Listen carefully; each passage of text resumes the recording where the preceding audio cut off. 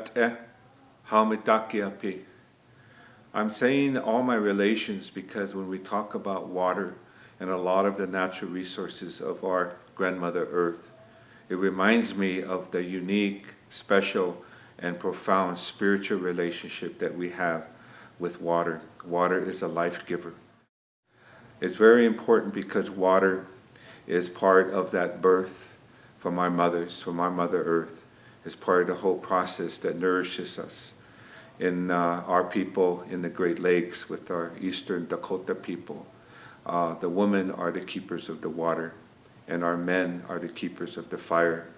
So water teaches us of our responsibilities as Indigenous peoples, as family, also to talk about these things in the world community, because it's a reminder to humanity and to the world leaders of the need to reevaluate their relationship to the sacredness of Mother Earth. In our community in Minnesota, we're concerned about the climate change because we have drought conditions in the area that has always been very proud of its precious and large resources of water in the Great Lakes. But we are experiencing drought conditions. So the link with climate change and global warming and the causes of climate change from the overcombustion of fossil fuels, we're very concerned about solutions as world leaders come together to talk about the mitigation and adaptation of climate change. It's linked to many other issues that impact our people. Water is linked to food sovereignty. It's linked to the rights and treaty rights of Indigenous peoples, the right to practice our cultural heritage and to hunt and to gather and to fish. Water is becoming a scarce resource. We're afraid that there will be water wars. This is one of the messages that we have as Indigenous peoples from Turtle Island, North America, as I travel on behalf of our Indigenous Environmental Network as an Indigenous environmental NGO group, participating in many of the United Nations meetings, ranging from the Commission on Sustainable Development to the other UN environmental program initiatives, including the treaty-making negotiations on Mercury.